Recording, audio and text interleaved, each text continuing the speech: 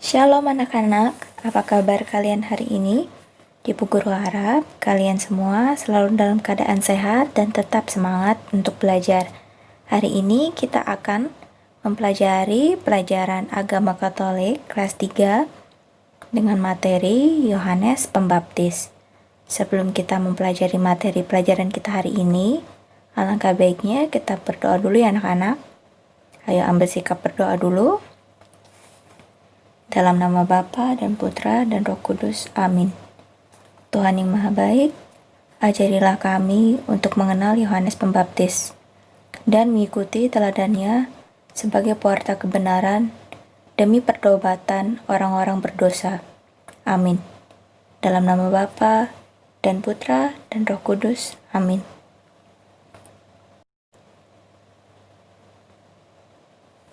Oke, sekarang kita baca kitab suci dulu ya anak-anak. Anak-anak boleh ambil kitab sucinya terlebih dahulu.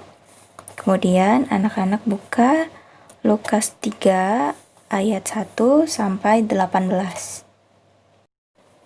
Bu Guru bacakan ya.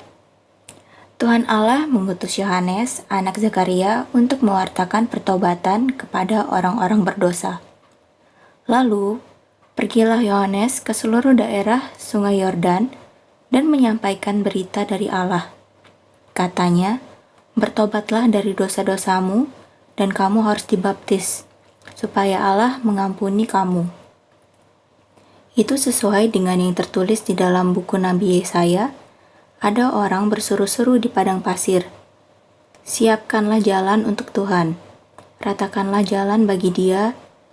Setiap lembah hendaklah ditimbun, setiap gunung dan bukit diratakan. Jalan yang berliku-liku hendaklah diluruskan, dan jalan yang lekak-lekuk diratakan. Orang-orang di seluruh dunia akan melihat Allah menyelamatkan manusia. Banyak orang datang kepada Yohanes untuk dibaptis. Yohanes berkata kepada mereka, "Hai kamu orang jahat, siapa yang mengatakan bahwa kamu dapat luput dari hukuman Allah yang akan datang? Tunjukkanlah dengan perbuatanmu bahwa kamu sudah bertobat dari dosa-dosamu.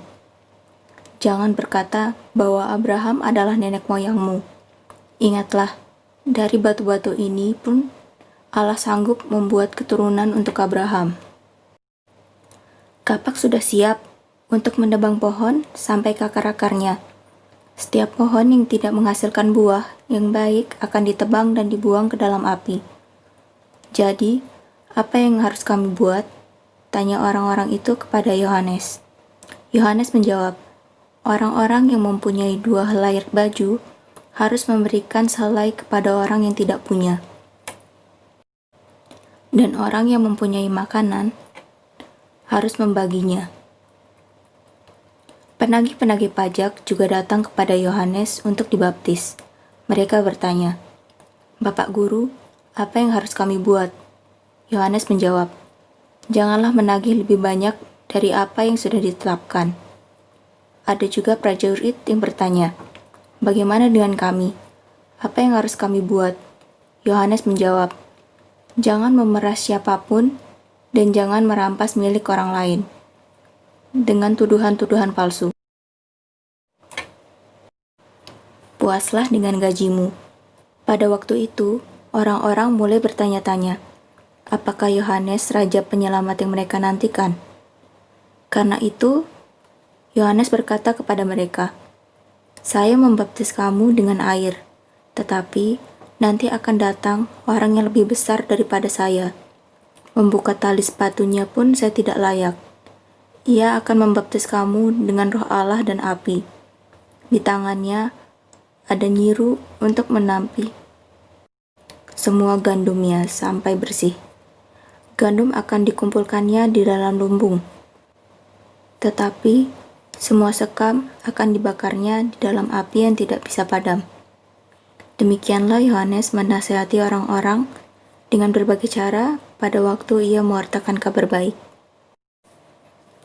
Demikianlah sabda Tuhan, syukur kepada Allah.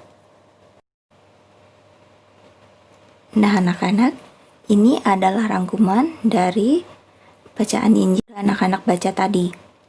Yang pertama, Yohanes adalah anak dari Zakaria dan Elizabeth. Yohanes mewartakan pertobatan di daerah Sungai Yordan. Yohanes menyerukan agar kita segera bertobat dari kesalahan kita. Sebab Tuhan Allah akan segera menghukum orang yang tidak mau bertobat. Jadi, bila kita melakukan kesalahan ataupun saat kita melakukan dosa, alangkah baiknya bila kita bertobat kepada Tuhan dan berjanji untuk tidak melakukannya lagi, anak-anak. Kemudian, bertobat berarti berhenti melakukan kejahatan dan kembali ke jalan yang benar. Ketika kita sudah kembali ke jalan yang benar, alangkah baiknya bila kita tidak berbuat kejahatan lagi. Oke, anak-anak? Yohanes memberikan tanda kepada orang-orang yang bertobat dengan cara membaptis mereka. Jadi, orang-orang yang datang kepada Yohanes diberikan tanda pembaptisan kepada mereka sebagai tanda pertobatan bahwa mereka telah bertobat dan berhenti melakukan kejahatan. Nah, setelah dibaptis, kita harus hidup benar dan mengikuti perintah Allah. Karena sesungguhnya Tuhan mengutus kita semua untuk berbuat seperti Yohanes Pembaptis, yakni berani menegur orang berdosa agar bertobat. Jadi anak-anak, kita harus berani menegur orang di sekitar kita bila melakukan kesalahan, agar orang-orang di sekitar kita tidak berbuat atau tidak melakukan kesalahannya lagi. Nah, seperti biasa, Ibu Guru akan memberikan tugas kepada anak-anak. Anak-anak boleh menghentikan videonya terlebih dahulu untuk menulis soal yang Ibu Guru berikan pada buku latihan anak-anak. Dan nanti ketika sudah dikerjakan, jangan lupa untuk difoto dan dikirimkan ke Google Classroom. Ada 5 soal di sini anak-anak ya.